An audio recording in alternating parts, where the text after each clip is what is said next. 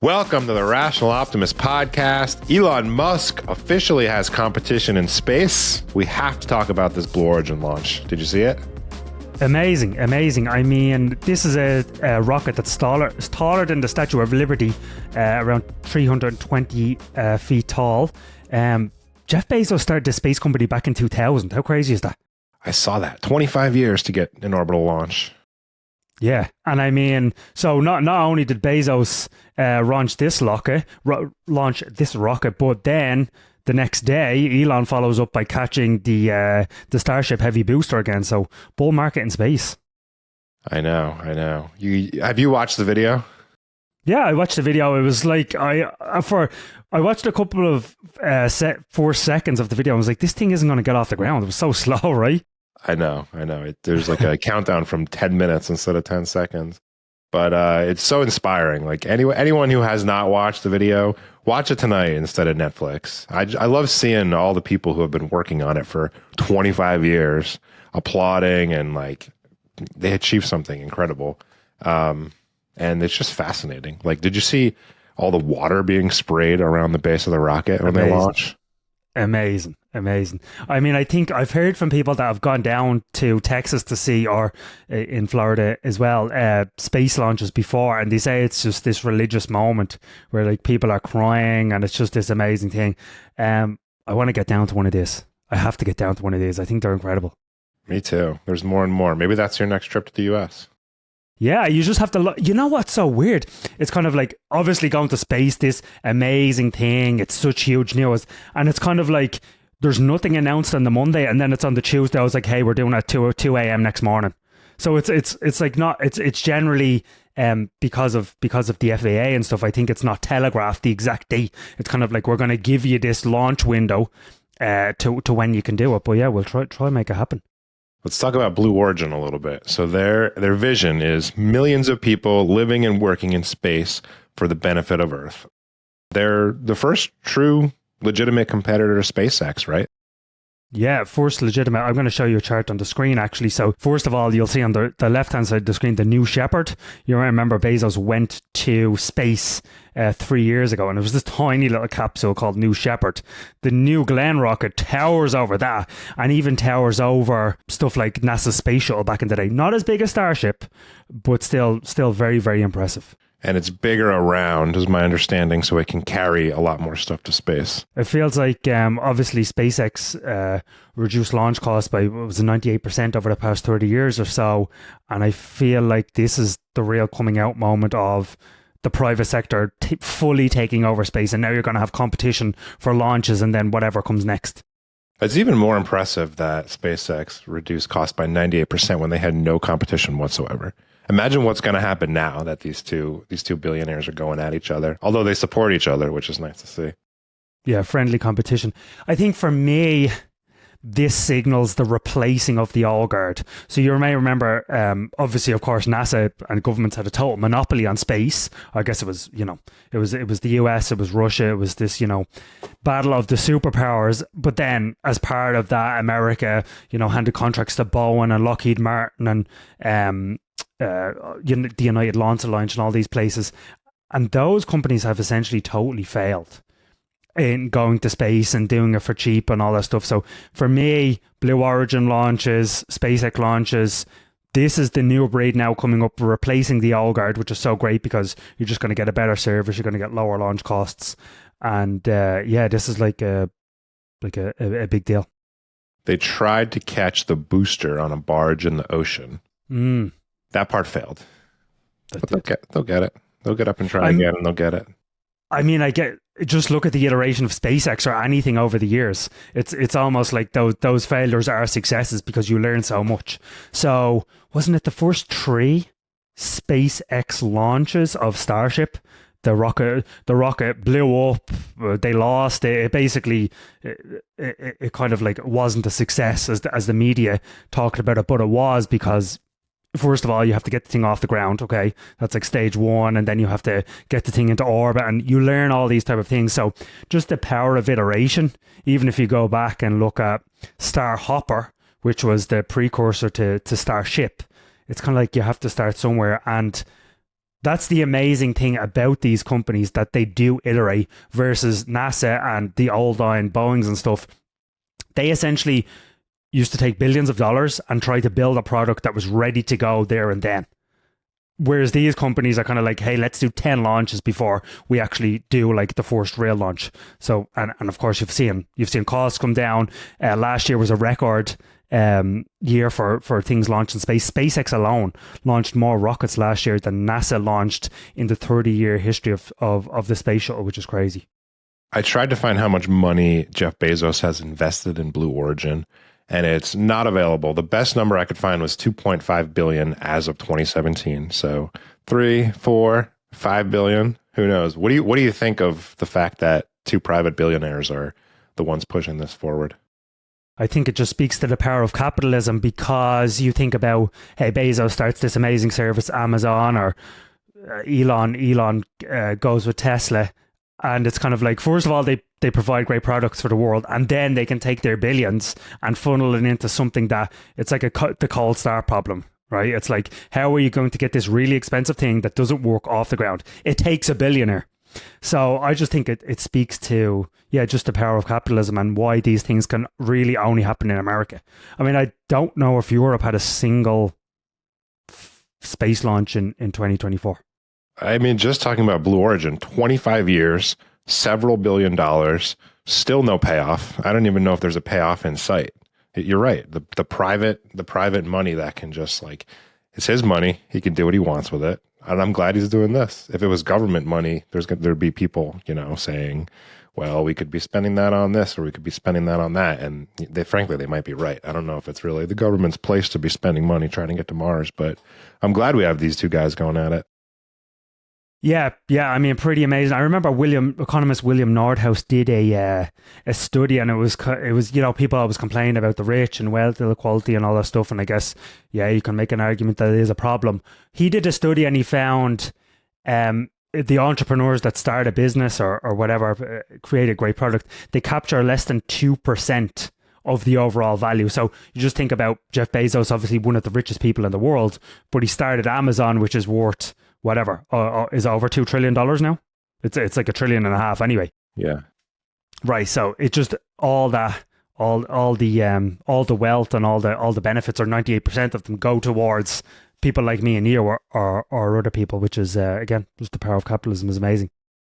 So nobody seems to know this. I didn't even know it until I read it in one of your drafts of the Rational Optimist Diary, that a private company went to the moon in 2024 for the first time ever.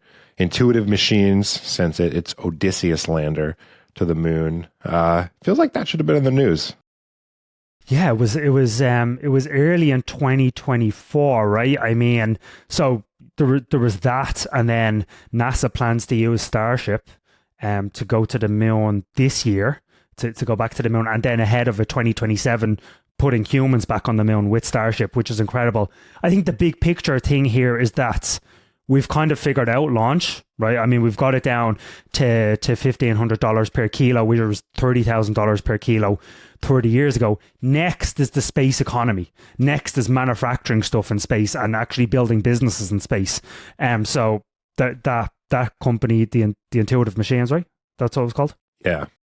Yeah, that's one example. Another example is Varda, which is essentially this startup that's it designs these capsules, and it's making drugs in space. And actually just a couple of days ago, they launched their second capsule into space. It's up there right now, making some drugs, and then it's going to land back down in Australia. So just so much happening. I mean, there's never been this much stuff happening in space, at least in my lifetime. No, not even close. Varda's a private company, right?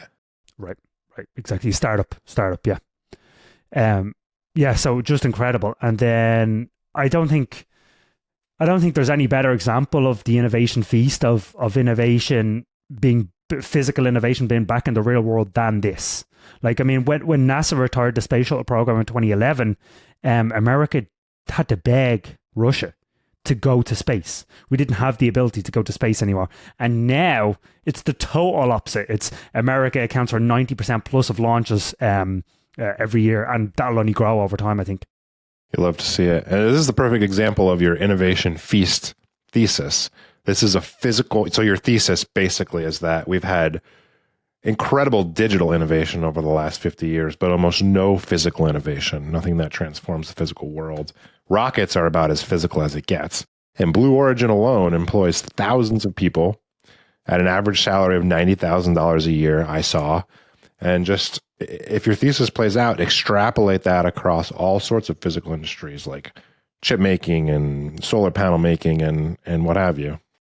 Yeah, amazing. Nuclear, the whole stuff. I just saw Anduril, the military tech startup there, building a new factory in Ohio, hiring 4,000 workers. Supposedly it's the largest single creation of new jobs in Ohio history. So again, manufacturing is coming back to America. It's going to rely on robotics and other things, but it will create, millions of good paying jobs for Americans. So just such a wonderful time to be alive.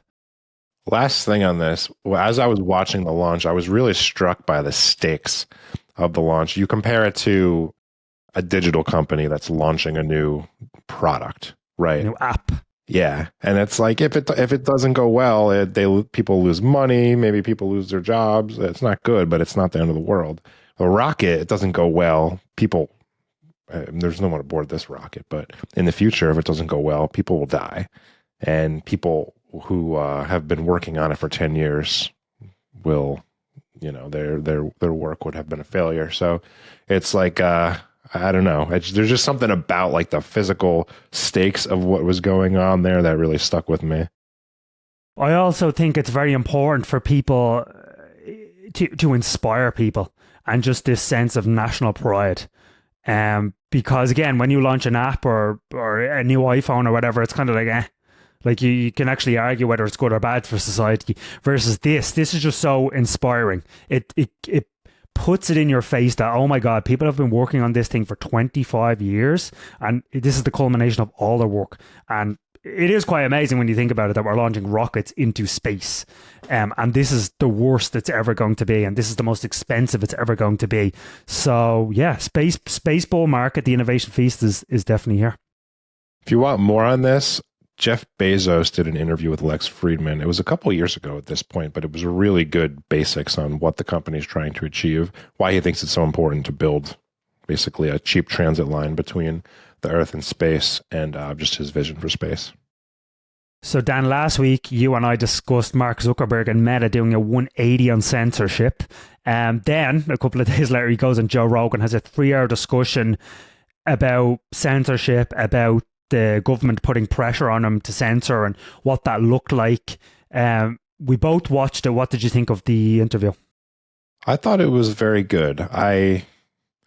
I choose to believe Zuckerberg is being genuine and authentic and has always wanted to support and push forward free speech. And the last couple of years, he just kind of veered off in the wrong direction for a couple of reasons. I mean, probably the most striking revelation was that Facebook, Meta, would get calls from the Biden administration, people, aides, staff, just screaming, yelling at Facebook to take down certain stuff that was true in a lot of cases. And it amounts to government censorship. And I'm glad that he's done a 180. I can't get in his head and know his motivations. Like if Kamala Harris would have won the election, would he have done this podcast? Probably not. But I'm glad we're on this path and not that path. Yeah, it's like alternative history, right? What if? I just think it's important to call out terrible behavior, and what the government did to all these companies was terrible. And it's kind of like it's a conspiracy theory come true, right? I mean, the Twitter files showed us that, and Zuckerberg basically said the exact same things were going on in Facebook, that these government agencies had a direct line into Facebook, and then when they didn't comply with what the government was asking them, eventually it just got crazy. They would send there's now 420 government agencies, over 420 government agencies. Don't know if you know about that, but they would send all these different agencies in to investigate various parts of Facebook, kind of like weaponizing the government just because they said, hey, we won't take down COVID misinformation or whatever. So I'm hoping it's over. It's never truly over. It can come back, but yeah, I'm glad we're on this path and not the other one. Our billionaires are really stepping up, huh? Zuckerberg, stepping up. Musk. Bezos. It's a good. That's the power of capitalism too. Because when Jack Ma tried to speak up in China, they disappeared him for 6 months. Right. Yeah, this is maybe I've been saying this before the election, so it's not just to do with the election, but this is maybe one of the biggest reasons I'm so bullish on America, because the innovators, if you read James Burnham's book, the Machiavellians, the Defenders of Freedom, it's basically this playing out in real time. It's my thesis for so long was that the billionaires, the politics and the regulation got so crazy that they were it was like Atlas Shrugged, they were retreating into their own cave and just saying, hey, enough of this, I don't want to deal with it. In fact, the exact opposite played out. They were like, no, we actually can't build our companies anymore. For example, SpaceX has to, do all these crazy things like study how rockets interfere with seal mating. And they were blocking innovation so much that the innovators were like, no, enough is enough. We actually have to get our hands dirty and step up. So for that reason, I really think it's morning in America. You have DOGE, the Department of Government Efficiency. You're now making government employment high status again. All these really smart, successful people that could do anything with their time are now trying to go into government. So I think this is just such a huge shift and a great shift for America. Yeah. And Andreessen too. Peter Thiel. Peter Thiel was the original. David Sachs. List goes on. And I mean, I'll tell you why this is different than 2016. If you remember in 2016, every company and every billionaire was kind of, as soon as Trump was elected, we're moving to Canada and it was, denouncing it. This time, they're either joining the Trump transition team, donating to his inauguration party, or going down to Mar-a-Lago to have dinner with him. There's this acceptance and this willingness to work together. So I think it's truly an awesome thing, the billionaire class stepping up. So we're recording this on January 17th. Is there any part of you worry that we're at peak optimism right now? Because on Monday, the administration is actually going to change, and then they're going to have to actually start solving problems instead of talking about solving problems. So I would encourage everyone to listen to a Mark Andreessen interview with the Hoover Institution that he did. I think it was released 2 or 3 days ago. And the host, Peter Robinson, grilled him on these problems. DOGE and this idea of scaling back government regulation. No, forget the spending. Spending is important, I don't think. The regulation is the big thing. And Andreessen had very good answers for what they are going to do to get to basically get through the political blockade, because this stuff has been tried before and it's always failed. Judging by the answers he gave, I'm very confident that that they are going to make some progress. And I agree that we're somewhat at peak optimism, but we know in the stock market, prices are driven by expectations, not actually what happens. And I think the expectations in some ways are still so low about what they're going to get done, and also where we're coming from is so bad that anything remotely good will be a welcome change and will actually be a huge improvement on what we got. So we're at short-term peak optimism. I think so. And I think stuff has been quietly working behind the scenes on AI, on crypto, on the regulatory front. The cabinet appointments have been quite good. So I'm pretty optimistic. For me, this all boils down to free speech. I'm not a single issue voter, but if I was a single issue voter, it would be free speech. I just feel like everything good stems from people being able to freely express themselves, work together, say what they really think. And for a couple of years now, I would religiously read guys like Matt Taibbi and the Free Press and Michael Schellenberger and all of the like dastardly things the government was doing in cahoots with the social media companies and in cahoots with NGOs to tamp down on speech and so-called misinformation. It was all available. Like we knew it was going on because we do this for a living. But the average person did not. In fact, when you try to talk to the average person about this, they think you're a conspiracy theorist. So I'm happy that that is now in the zeitgeist. Yeah. We're not part of the resistance anymore, huh? How does that feel? If you ask me, the 180 on censorship happened at exactly the right time because with AI coming, because the social media censorship stuff was bad. But in one way, that was just people talking to each other on the internet. With AI, if you believe that it's going to become everything. It's going to become how we work, and it's going to be part of our cars because there'll be robo taxis, and our kids will be taught by AI, personalized tutors, and it'll be part of our healthcare system. And it's part of your home, and how, like, imagine the Google Nest on steroids for your home.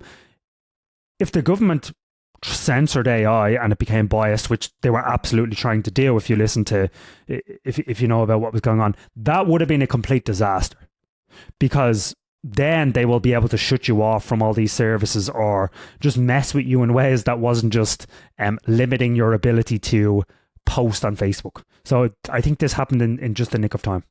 I agree. It seems like we came pretty close to the precipice. Yeah. Thank God. Let's talk about the LA wildfires a little bit. So, huge tragedy. A lot of people lost their homes. Some people lost their lives. Sad. Our thoughts go out to everybody. You have some thoughts on how to make sure this type of thing never happens again. Yeah, so something I've got increasingly interested in is this idea of geoengineering. So basically the idea that you can harness advanced technologies not only to mitigate the effects of climate change or whatever. We're not here to talk about the cause of the wildfires, but you can use basically technology to reshape our environment and create a more livable planet. So in LA, of course, basically if you had had enough water, you would have been able to stop these wildfires, at least in part. And if you look at what's going on with some really exciting technology. So there's actually a LA-based startup called Rainmaker, and it's revolutionizing cloud seeding. So cloud seeding, it's used in China, it's used in Dubai. It's basically making clouds rain on demand, rain on demand, essentially. Now, LA-based Rainmaker bringing this technology to America, doing it bigger and better than ever. Instead of flying planes into clouds and spraying silver iodide and stuff, they are using drones to send them up. And the big change here is that you'll be able to do much more of this. You'll be able to do it much cheaper. And you can imagine if you had this in LA already. This is only a startup, but imagine in LA you had cloud seeding that stops fires before they even start by preemptively dampening the areas with precision rainfall. All these possibilities. I guess the big picture takeaway for people is that people kind of cower down to climate change or natural disasters. But there's all these examples in the real world. We could say, hey, actually innovation can solve these things. We can control the weather, basically. That's pretty cool. Where is Rainmaker on its journey? Like, has it already made it rain in places around the United States? Yes, I believe it's in test mode, no doubt. But I think it's working out of Fresno, so it's based in LA, but it has like test markets in Fresno. It's, first of all, it's innovating it's kind of innovating in three areas. First of all, it's building its own drones, because it realized, hey, even these heavy duty drones that cost thousands of dollars, they can't fly into the middle of a cloud, and they're essentially too fragile. The second is they are working with new material, new freezing agents, or to essentially induce rain in the clouds, because the silver iodide stuff only works below certain temperatures. And if you want to make it rain in Phoenix in the middle of summer, well, that's going to be a problem, right? And then they're kind of bringing AI into all this to essentially use AI and new types of radar to identify the best clouds and the best place within those clouds to induce rain. So really exciting. This is started by a 24-year-old kid, just won a Teal fellowship, but certainly early days, but wouldn't bet against this guy. This kind of thing, wildfires, out of control wildfires, do not need to happen. Like, we're catching rockets. We absolutely can figure out how to make sure there's no devastating wildfires like this, or when one starts, how to put one out before it starts burning down people's houses. I sort of refused. I think blaming it on climate change is gross. I think blaming it on DEI firefighters is equally gross. But I do think we should blame ourselves, basically, that if we decided to make sure this never happens, and we had competent people in charge of making sure this never happens, I refuse to believe that we're at the mercy of Mother Nature, and we just have to accept fires burning down our houses every so often. Completely agree, but I think instead of trying to change, instead of getting the wildlife management to pull back the bush or whatever. I just think technology is going to be the solution here. I think fast forward 5 years, and instead of paying all these people to make sure water is in the fire hydrants or to pare back the bush every day, year round, I think they will just go to Rainmaker and say, hey, we need this thing. Here's like $1 million, just go dampen the area. I actually think technology is the ultimate solution here. It's the easiest solution. That's a pretty cool idea. Maybe it could even put out fires once they start too. That would be the goal. Because what I looked at those giant jumbo planes dropping the red fire retardant on the fires, and I mean, you tell me, how long would it take a plane to land, pick up the fire retardant, take off again, and drop it? I don't know, like at least a half an hour, right? Yeah, and how much energy and manpower. And it's like, I'm sure it's a gigantic thing of fire retardant, but it looks so small when it's spread out across a gigantic forest. It reminded me of someone trying a cup of water on a blazing fire. Now, what about if you had 10,000 drones, which on their own are, really small, but they can just constantly drop water, go back, drop water, go back. That's the solution here. It's kind of like having one fighter jet or one bomber versus 10,000 attack drones. Like, who's going to win? Obviously the attack drones. Same with this. So that's definitely the future. Big fire breaks out in LA, boom, 10,000 drones take off, and they put the fire out in an hour. That's certainly the future. I love it. You got a dose for us? I do have a dose of optimism for you. So I'm going to show you an amazing chart from Our World on Data. It shows there's been a 6-fold decline since the 1950s in childhood cancer deaths in America. So you can see all these different types of childhood cancers, leukemia, malignant cancer cells combined, that's the whole lot, brain and nervous system cancer, lymphomas, all rapid decline. We all know stories of kids who've got sick and it's just terrible. And I truly pray for anyone who's in this situation, but good news is these things have all gone way down and may longer continue. Great news. I got nothing to add to that one. Viewers, you can boost our optimism by hitting the subscribe button, ringing that bell, and leaving us a comment. This greatly helps our channel grow. We appreciate all of your support, and we'll see you next week.